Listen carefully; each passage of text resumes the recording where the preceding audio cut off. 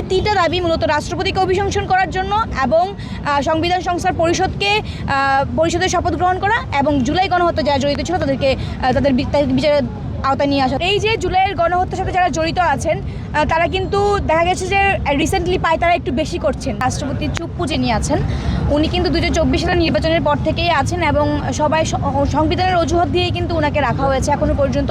প্রথমত আমরা চাই যে যেহেতু সংবিধান অনুযায়ী সব কিছু চলতেছে তাহলে ওনাকে অভিশংসনের মাধ্যমে বাতিল করতে হবে। এবং দ্বিতীয় দাবি হচ্ছে যে আপনারা জানেন যে গণভোটের রায় অনুযায়ী সংবিধান সংস্কার পরিষদের যেই শপথ সেটাও কিন্তু একসাথে নেওয়ার কথা ছিল, কিন্তু সেই শপথ এখনও ওরা গ্রহণ করেনি। তাই আমরা অবশ্যই চাই গণভোটের রায়কে সম্মান জানিয়ে ওরা যেন অবশ্যই সংবিধান সংস্কার পরিষদের শপথটা গ্রহণ করে। এবং তৃতীয় দাবি হচ্ছে জুলাইয়ে যে গণহত্যা হয়েছিল সেই গণহত্যায় যারা জড়িত ছিল তাদের বিচারে নিশ্চিত করা এবং সেখানে অবশ্যই যেহেতু গণহত্যার যিনি হুকুমদাতা ছিলেন তিনি হচ্ছেন আমাদের শেখ হাসিনা, মার্ডারার শেখ হাসিনা, ওনাকে অবশ্যই দেশে ফিরিয়ে এনে সর্বোচ্চ বিচারের আওতায় নিয়ে আসতে হবে, শাস্তি ব্যবস্থা করতে হবে।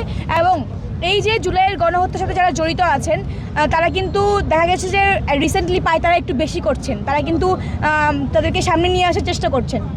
আমরা তাদেরকে প্রতিহত করতে মাঠে ছিলাম, আছি, থাকবো এবং একই সাথে বলতে চাই যে আপনারা এই পায়তারা বন্ধ করুন। আপনাদেরকে ফিরে আনতে আমরা কখনোই দিব না। আমরা মাঠে সবসময় ছিলাম, রাজপথে ছিলাম।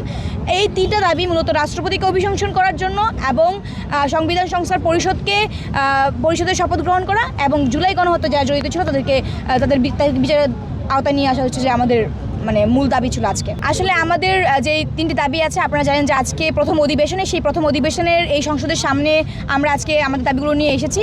আমরা এই অবস্থান কর্মসূচি আমাদের যারা ঊর্ধ্বতন মানুষ এই জন্য এখানে আছেন তারা সিদ্ধান্ত নিবে, পরবর্তী যে সময়সূচি বা কর্মসূচি সব সিদ্ধান্ত ওরা নিয়ে আপনাদেরকে জানিয়ে দেবে। সেই পর্যন্ত আপনাদের অপেক্ষা করার জন্য অনুরোধ রইল। এই যে আমি তো বললাম যে উনি আসলে সেই 2024 সাল থেকে এখনো পর্যন্ত আছেন এবং উনি সময়ে সময়ে গিরগিটির মতো রং পাল্টাচ্ছেন এবং উনি এক সরকার পরিবর্তনের পরে আরেক সরকার আসতেছে, ওনার মনে হয় উনিও গিরগিটির মতো রং পাল্টাচ্ছে। তো আমি বলবো যে এই গিরগিটির মতো রং না পাল্টিয়ে যেন না পাল্টাতে পারে সেই জন্য ওনাকে অভিশংসনের মাধ্যমে অতি দ্রুত বাতিল করে দেওয়া হবে।